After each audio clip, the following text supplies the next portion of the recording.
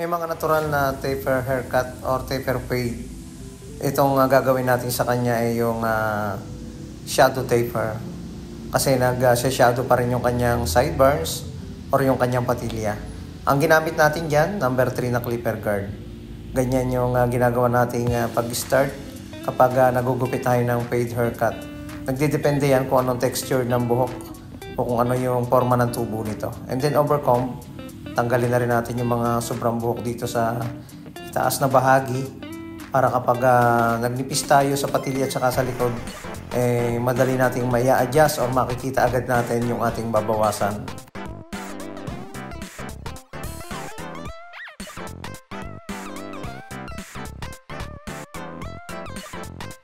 Next natin, gumamit tayo ng trimmer, gawa tayo ng pinakang pa-curve na lines, and then gawa tayo ng pinakang baseline para makagawa tayo ng shadow taper.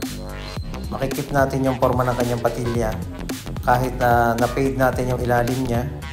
Ganon din sa likod, medyo pa-curve din ng konti para yung gagawin natin pag-fade ay nakikita natin yung lines sa gilid or sa likod ng kanyang tenga. Okay na okay yung mga ganitong gupit. Kaya subukan mo na para naman medyo maiba yung gupit mo na taper. Next natin, number 1 na clipper guard. Unti-unti lang natin yung pag-blend para hindi naman mapuwersa. Kapag shadow taper, siyempre pukusan natin yung mismong gitna. Kanto-kanto lang ng talim ng clipper. Ayaw. Ganon din sa likod. Focus lang tayo doon sa lugar ng ating ginawa ng baseline.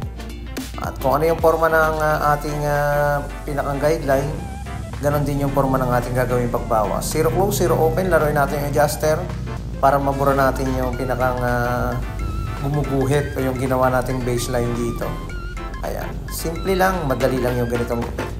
Sa mga magpapagupit naman, subukan nyo at astig or maganda ang dating ng ganitong klase ng taper.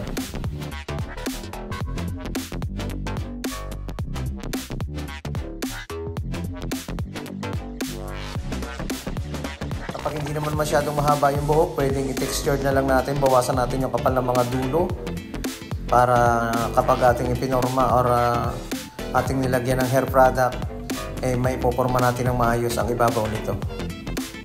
Pwede rin naman na guluguluhin na lang ng kamay, depende yan kung ano yung gusto mo magiging forma ng iyong buhok or yung inyong hairstyle.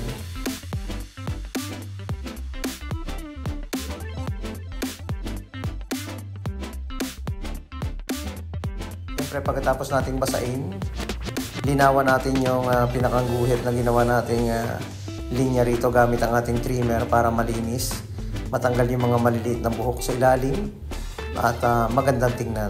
Ayun, di ba? Subukan mo na yung ganitong gupit. Sa mga nag-aaral magupit, ganitong step by step ang pwede mong gawin para makagupit ka ng ganito. Lagyan natin ng hair volume powder and then suklay natin ng suklay na malalaki yung kanyang ngipin-ngipin, di ba? Okay na. Kaya pwede ka nang pumorma. Ready mo na yan kapag ikaw may pupuntahan.